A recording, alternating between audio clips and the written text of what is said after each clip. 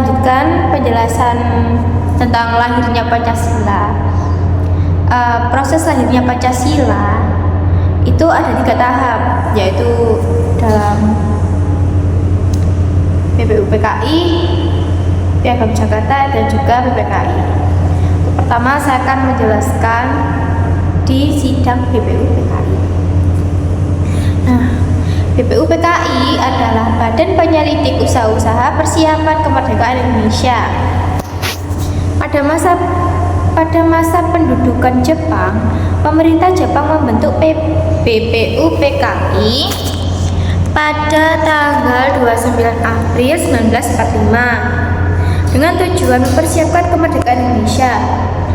BPUPKI mengadakan 2 kali sidang, yaitu pada sidang pertama tanggal 29 Mei sampai 1 Juni tahun 1945. Di sidang itu membahas tentang dasar negara.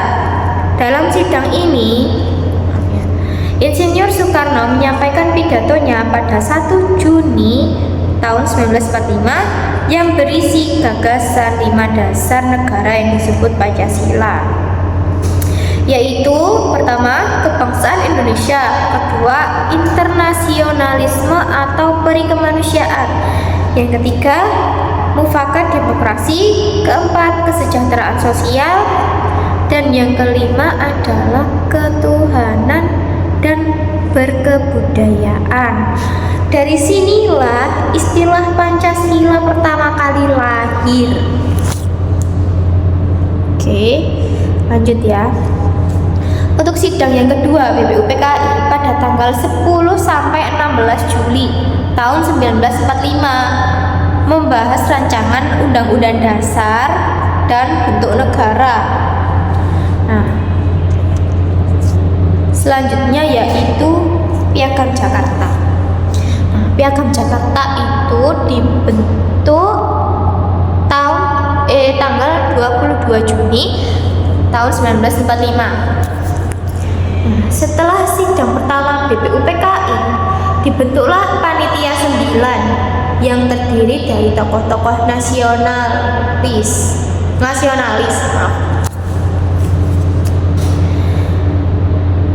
Seperti Insinyur Soekarno, Muhammad Hatta, Muhammad Yamin, Abu Salim, Habib Kusno, Abdul Kahar Muzakir, dan lainnya.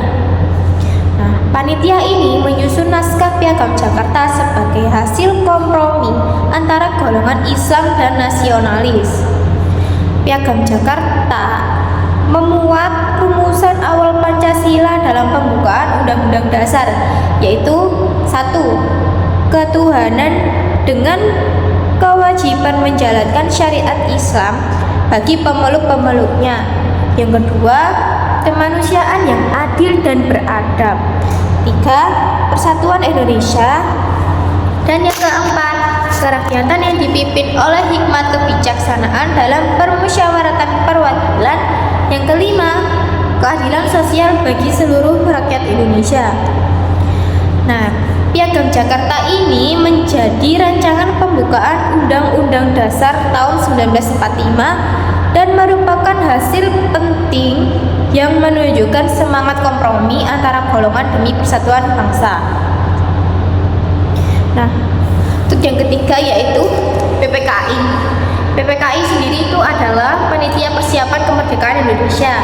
Setelah Indonesia memproklamasikan kemerdekaan pada tanggal 17 Agustus 1945, keesokan harinya pada tanggal 18 Agustus 1945, PPKI mengadakan sidang pertama. Dalam sidang tersebut dihasilkan keputusan yang penting, yaitu pertama, mengesahkan Undang-Undang tahun 1945. Yang kedua, menetapkan Pancasila sebagai dasar negara. Yang ketiga, mengubah silah pertama dari Piagam Jakarta, dari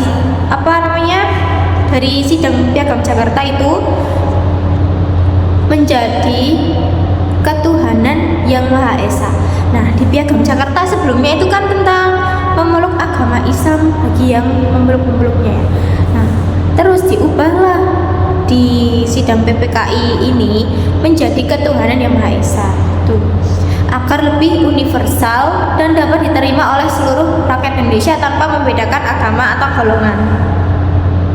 Keputusan ini menunjukkan semangat toleransi, persatuan, dan kebijakan para pendiri bangsa.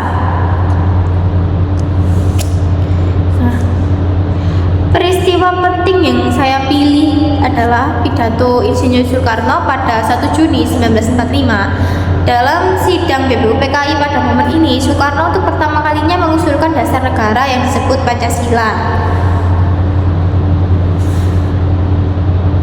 Nah, Pancasila sendiri itu menjadi fondasi kehidupan berbangsa dan bernegara Indonesia.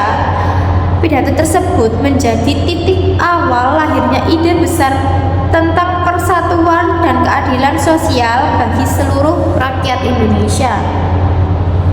Nah, untuk nilai Pancasila yang tercermin itu apa aja sih? Dari proses lahirnya Pancasila hingga penetapannya terdapat banyak nilai leluhur yang tercermin, antara lain persatuan dan kesatuan. Itu terdapat di sila ketiga. Para tokoh bangsa mengutamakan kepentingan bersama di atas kepentingan golongan. Untuk toleransi dan kebijakan itu terdapat pada sila pertama dan keempat.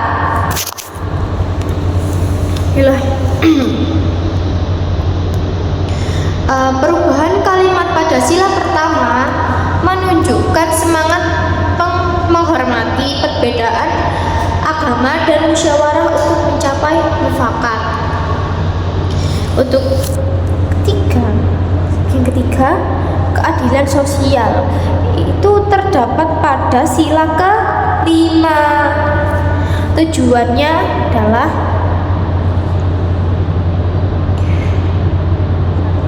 tujuan bersama para pendiri bangsa adalah membentuk masyarakat yang adil dan makmur.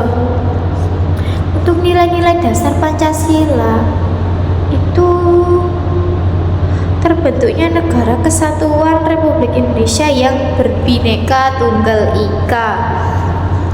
Untuk refleksi pribadi dari proses lahirnya Pancasila, saya belajar bahwa kemerdekaan dan persatuan Indonesia tidak lahir secara mudah, tetapi melalui musyawarah, toleransi, dan pengorbanan.